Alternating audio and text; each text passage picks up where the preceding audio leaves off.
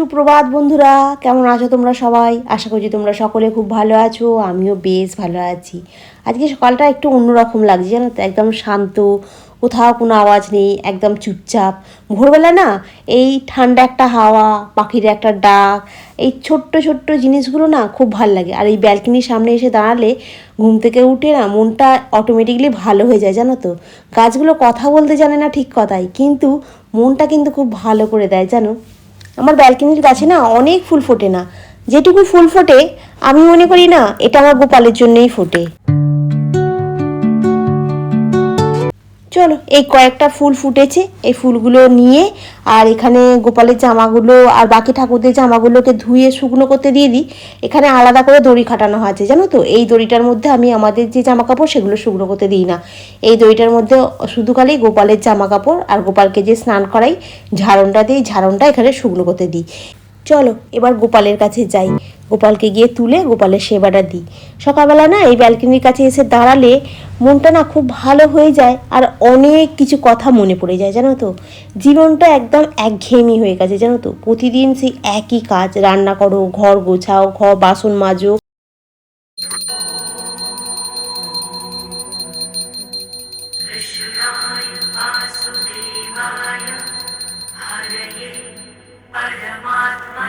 সকালে ঘুম থেকে উঠে এই যে গোপালকে সেবা দেওয়াটা হলো না, এটাতে মনটা খুব শান্তি লাগে জানো তো। যেন মনে হয় কেউ একজন আছেন, আমাকে চুপচাপ বসে বসে দেখছেন। আর আমি ভগবানের কাছে না সবসময় একটা কথাই বলি, টাকা কম থাকতে পারে, মানুষ পাশে নাও থাকতে পারে, কিন্তু আমার যে ভরসাটা সেটা যেন কখনো না হারিয়ে যায়।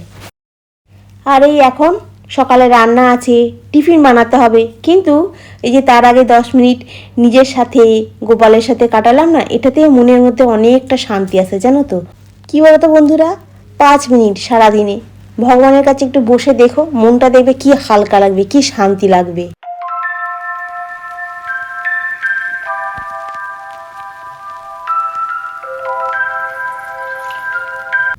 চলো এখন চা বসাই। রাতে না রান্নাঘরটা একদম পরিষ্কার করে রেখেছিলাম তো, তাই সকালবেলা এসে রান্নাঘরটা দেখে মনটা খুব ভালো হয়ে গেল। সিঙ্কে কোনো বাসন নেই, একদম গ্যাসটা একদম ঝাঁ চকচক করছে, মনে হচ্ছে রান্নাঘরটাই বলছে সুপ্রভাত। আমি সব সময় চেষ্টা করি রাতে যতই ক্লান্ত লাগুক রান্নাঘরটা একদম সুন্দর করে গুছিয়ে রাখি, কারণ সকালবেলা উঠে এই অগোছালো রান্নাঘর দেখলেই মনটা খারাপ হয়ে যাবে। চাটা করে রেখে দিয়ে দেখো কতগুলো কাজ করতে হবে। বাসনগুলোকে নামিয়ে রাখলাম, একটু পরে গোছাবো। আবার একবার চাটা নিয়ে যেতে গিয়ে মনে পড়ে গেল যে না, ফ্রিজ থেকে তো মাছটা যদি না বার করে রাখি বরফটা ছাড়বে না, তাহলে আবার মাছটা ভাজতে দেরি হবে। ওই জন্য বরফটা ছাড়ার জন্য ফ্রিজ থেকে মাছটাকে বার করে ওকে নুন হলুদ মাখাতে হবে, ওই জন্য একটু জলে ভিজিয়ে রেখে দিলাম। তো চলো এবারে আমি যাই, গিয়ে তনু তোমাতে বসে একটু চাটা খাই। সকালবেলা একটু আদা দিয়ে, একটু এলাচ দিয়ে, একটু লবঙ্গ দিয়ে চাটা করেছি, যেন খুব সুন্দর গন্ধ বেরিয়েছে। তুই সকালবেলা উঠে জল খাওয়া চালু করে দিয়েছিস? হ্যাঁ, সকালে ওটা খেয়েছিস?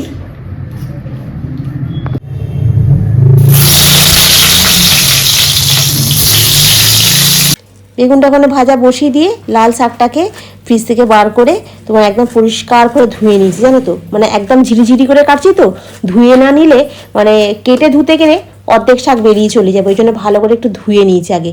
ধুয়ে নিয়ে তারপর শাকগুলোকে একদম ঝিরিঝিরি করে কাটলাম।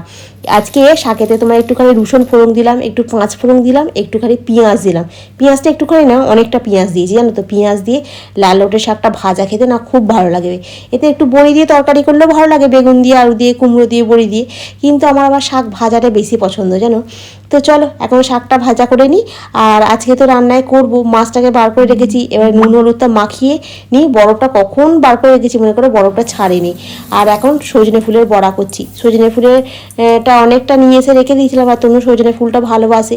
আর এই সময়টাতে সজনে ফুল খাওয়াটাও তোমাদেরকে বললাম তো খুব ভালো, বাজারে এখন পাওয়া যাচ্ছে যেহেতু, তখন এখন 2-1 দিন খাই, কিন্তু আজকেই করব। আর 2-1 দিন বন্ধ রাখবো, কারণ তেলটা খুব বাড়ন্ত হয়ে গেছে জানো তো, নেই বললেই চলে। এখন কদিন রান্নাটা করি, কারণ গ্রসারি আইটেম যে অর্ডার করব ফ্লিপকার্ট থেকে, এখন মানে সেইরকমভাবে ডেলিভারি দিচ্ছে না।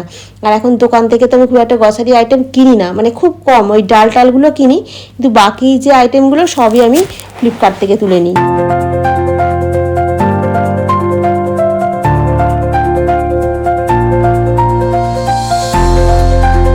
ঠিক হ্যাঁ, সাবধানে যাইবেন। ব্যাগের ভিতরে সব আছে কিনা দেখে নিয়েছিস তো?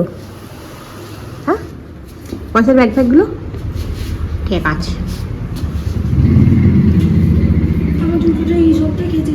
হ্যাঁ, এই সপ্তাহ খিচে দেবো রবিবার দিনকে, ঠিক আছে? নোংরা হয়ে গেছে, একটা করে সপ্তাহ বাদ দিলেই হয়ে যায়, তাই না? হ্যাঁ, সাবধানে যাবি। হ্যাঁ,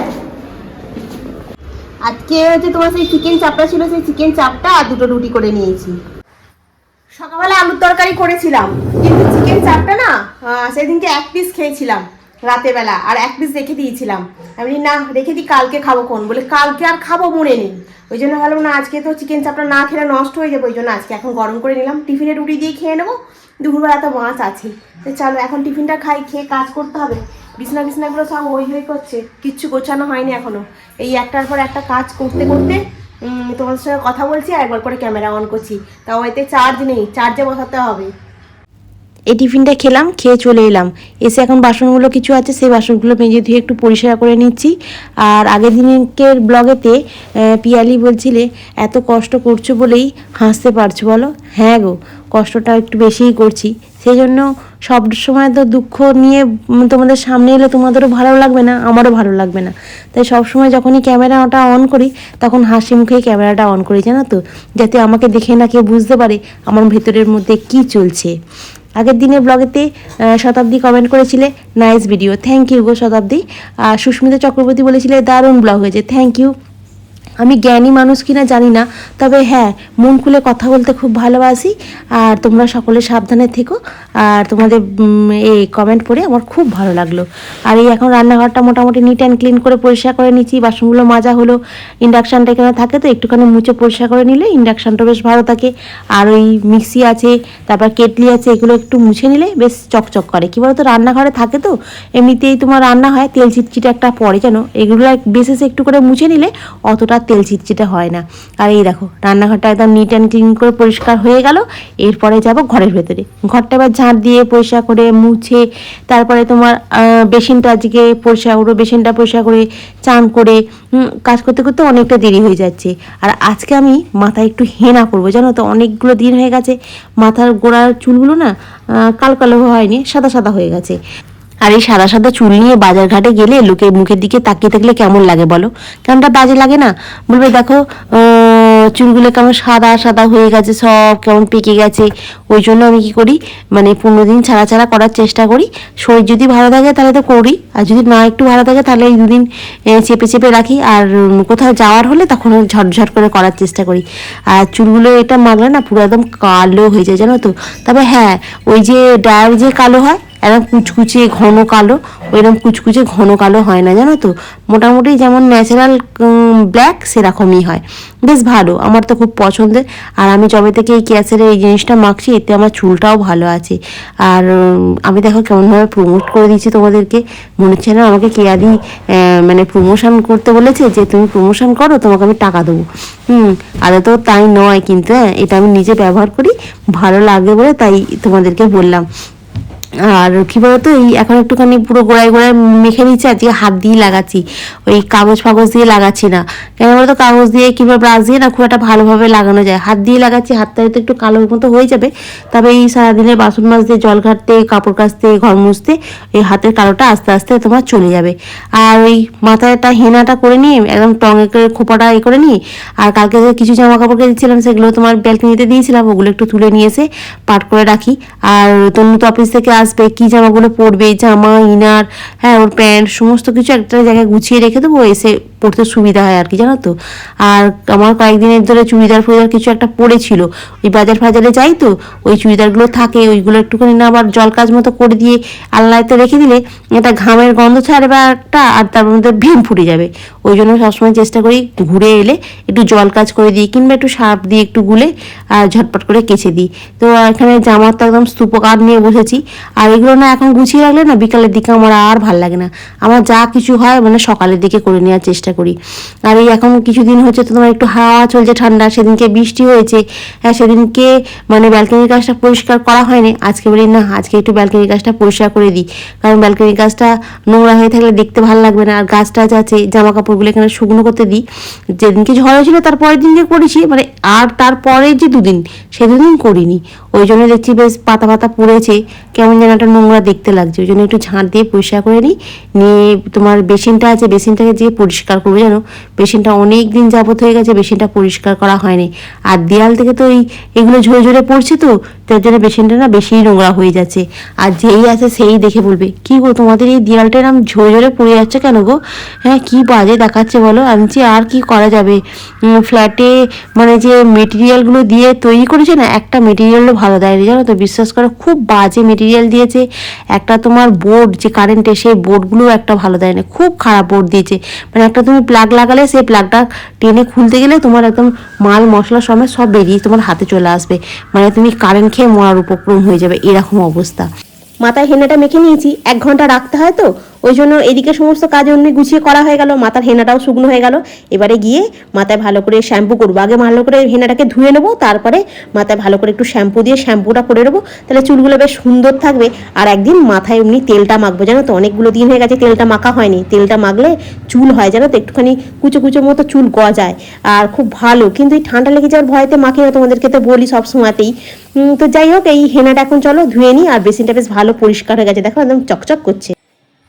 হেনা করে স্নানটা করে আর আমি সবাই মাত্র ক্যামেরাটা লাগিয়েছি সাইডে করে একটা ছবি তুলো ফেসবুকে পোস্ট করবো বলে। ও বাবা ক্যামেরা শুদ্ধ দেখে এরম দুলছে, বলে কি হলো পড়ে যাবে নাকি রে। আমি তাড়াতাড়ি করে গিয়ে ক্যামেরাটাকে ধরে নিয়েছি, দেখি পাখা চেয়ার সবই দুলছে। আমি দেখ ভূমিকম্প হচ্ছে, আর এত জোর এখানে সবাই চেঁচাচ্ছে ভূমিকম্প হচ্ছে ভূমিকম্প হচ্ছে। ভূমিকম্পটা একটুখানি হলো, মানে জোর হয়েছে কিন্তু খুব। আর তারপর আবার তনু ফোন করছে সাথে সাথে। আমি যে কী রে, বলছে ভূমিকম্প হয়েছে বুঝতে পারছি। আমি হ্যাঁ। বলছে তুমি কোথায় ছিলে? আমি এই ক্যামেরা লাগিয়ে ফটো তুলতেই যাচ্ছিলাম। বলছে ও, আমি তুই তো 5 তলায় বসে আছিস, তুই তাহলে খুব বুঝতে পারছিস তো? বলছে হ্যাঁ খুব জোর নড়েছে। তো চলো আমি এখন পুজো করিনি, পুজো করবো। যে আজকে রান্না হয়েছে তোমার লাল লটে শাক ভাজা, এই যে এটা বড়াটা সজনে ফুলের, এই হলো তোমার মাছের ঝাল। Good evening. এখন সন্ধ্যাবেলা সন্ধ্যে দিলাম, একটু চা খেলাম, খেয়ে এখন রান্নাঘরে যাচ্ছি। আটাটা দুপুরবেলা বার করে রেখে দিয়েছিলাম, তনু উঠে পড়েছে ট্রেনেতেই। আর আজকে মাছের ঝাল আছে, তনুকে রুটি করে দেবো, একটু সুজি করে নিই, মাছের ঝালটা গরম করে দেবো, সুজি রুটি মাছের ঝাল দিয়ে খেয়ে নেবে। আমি সুজি দিয়ে আমার খাওয়া হয়ে যাবে, একটা রুটি খাবো সুজি দিয়ে খাওয়া যায়। দুপুরবেলা সমস্ত বাসনগুলো মেজে এখানে রেখে দিয়েছি, এই বাসনগুলো এখন গোছাবো। আর এখানে চায়ের বাসনগুলো আছে বেসিনে, তোমার ওই বেসিনে চায়ের বাসনগুলো মাজবো। আমি তো ছোলাও ভিজিয়েছিলাম, কারণ কি আমি ভেবেছিলাম না রাত্রিবেলা কি করবো, একটু কুমড়ো করে ফেলবো। তারপরে ভাবছি না এ আছে তো মাছের ঝাল আছে, ওর তো মাছের ঝাল একটু সুজি করে দিলে ওর খাওয়া হয়ে যাবে। তাহলে শুধু শুধু কুমড়োটা কেন করতে হবে, কুমড়োটা বরঞ্চ কালকে টিফিনে করে দেবো। ছোলাটা ভেজে নেবে থাক। তো চলো একটু আটাটা মেখে ফেলি। হ্যাঁ আমাদের না গ্রসারি তুলতে হবে জানো তো, গ্রসারি কিচ্ছু নেই, সব ফুরিয়ে গেছে। তেল থেকে আরম্ভ করে আটা থেকে আরম্ভ করে খালি নুনটা আছে, বাকি আর কিচ্ছু নেই, সব ফুরিয়ে গেছে। এবারে কালকে গ্রসারিতে মানে ফ্লিপকার্টে অর্ডার করবো বলে ঠিকঠাক করলাম, বলছে 3 তারিখে দেবে। 3 তারিখ তো হোলি, কী করে নেবো? মাল দিতে এলে নিচে নামতে পারবো না, ওই জন্য অর্ডার দিইনি। দেখি আজকে ভাবছি অর্ডার করে দেবো, যদি 4 তারিখ কি 5 তারিখে দিয়ে যায় তবু ঠিক আছে। আগে না অর্ডার করলেই আজকে অর্ডার করলে কালকে দিয়ে যেত, আর এখন এত মানুষ মানে ফ্লিপকার্ট থেকে ডেলিভারি নিচ্ছে, মানে কী বলবো, মানে দিয়ে শেষ করতে পারছে না ওরা, আর এদিকে ডিলে হয়ে যাচ্ছে। মানে আজকে দিলে এখন 2 দিন 3 দিন পরে শিডিউল দিচ্ছে। আগে ওরকম হতো না, আগে আজকে দিলে কালকেই দিয়ে দিত ডেলিভারি। কিন্তু এখন সবাই নিচ্ছে, সবাই, কেউ বাদ নেই, সবাই। মানে এই পুরো ফ্ল্যাটটা মানে সবই ফ্লিপকার্ট থেকে মাল গ্রসারি তোলে। এইখানটা ওইখানটা মানে ভর্তি, একটা বড় লরি আসে, লরিটা পুরো ভর্তি থাকে মাল জানো তো। সবাই ফ্লিপকার্ট থেকে তোলে, কারণ ওখানে একটু দামে একটু সুবিধা হচ্ছে আর জিনিসটাও ভালো হয়। তো চলো আমি এখন আটাটা মেখে ফেলি, ঠিক আছে? আটাটা মেখে একটু গরম জল করে আটাটা মাখি, মেখে 2টো রুটি করি, 2টো একটা। আজকে ভূমিকম্পটা কিন্তু বেশ জোরে হয়েছে, তাই না? দেখাচ্ছে তো যে মাটিটা চির খেয়ে গেছে, ফ্ল্যাটের দেয়ালগুলো ফেটে গেছে। হ্যাঁ গো, এগুলো কি এডিট করা নাকি বলো তো এআই দ্বারা? বুঝতে পারছি না। তবে আমার না খুব মানে ভাবতে ভয় লাগে যে এই যে ফ্ল্যাটগুলো হয় এত বড় বড়, যদি ধরো ভূমিকম্প হয়ে ফ্ল্যাটটা ভেঙে পড়ে গেল, তখন মানুষ কি করবে? এই জিনিসপত্রগুলো নিয়ে কোথায় যাবে, কোথায় দাঁড়াবে? নিজেদের তো বাড়ি নয় কিংবা জমি নয় যে হ্যাঁ বাবা চলো আর একবার বাড়ি করে থাকতে পারবে। আমি না এটা খুব মানে চিন্তা করি, জানো। खाना पीना सामान दे दे। Thank you. আর এই হলো আমার রাতে সুজি করেছি। আলুর তরকারিটা তোমার সেদিনকে ছিল, ওটা চাপা দেওয়া ফ্রিজেতে, ওটাকে গরম করে নিলাম। তো চলো এখন বসে দুজনে মিলে খাই। খেয়ে দিয়ে এখন অনেকগুলো কাজ আছে, সেই কাজগুলো করতে হবে। তো যাই হোক, এখন খেয়ে দিয়ে এখন অনেকগুলো বাসন আছে বেসিনে দেখো পড়ে, ওই বাসনগুলো সব মাজবো। গ্যাসটা পরিষ্কার করে মুছে নিচ্ছি, কালকে আবার সকালবেলা উঠে রান্না করতে হবে। আর রাতের বেলা যদি না করে রাখি, সকালবেলা এইসব রান্নাঘর দেখলেই মাথাটা একদম এমনি চড়াং করে গরম হয়ে যাবে, জানো তো। আর টেনশানে আমি না অন্যরকমভাবে ভুগতে থাকি, জানো। এত টেনশন নেওয়া যাবে না।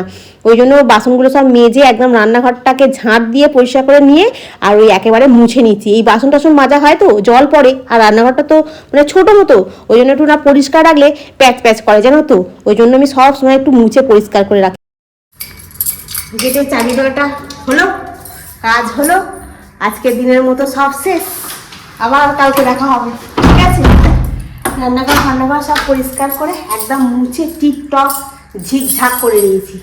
কালকে সকালবেলা কী রান্না করবো ভেবেও নিয়েছি, ঠিক আছে। আজকে বলবো না, কালকেই বলবো, কারণ কালকে যেহেতু ভিডিও দেখবে কালকে বলবো, বলে আজকে রান্না হবে, কালকে কি রান্না হবে, আজকে যদি জেনে যায় তাহলে কালকে কী হবে। তো যাই হোক, সেটা একদম ঠিকঠাক করে নিয়েছি। তো চলো বন্ধুরা, আজকে রাখি, আবার কালকে দেখা হবে। তোমরা খুব ভালো থেকো, সুস্থ থেকো, খুব সাবধানে থেকো। Good night, tata. তারপর আর কি বলবো, আমি মনে করে রেখেছিলাম কিন্তু ভুলে গেছি, এখন আর মনে পড়ছে না।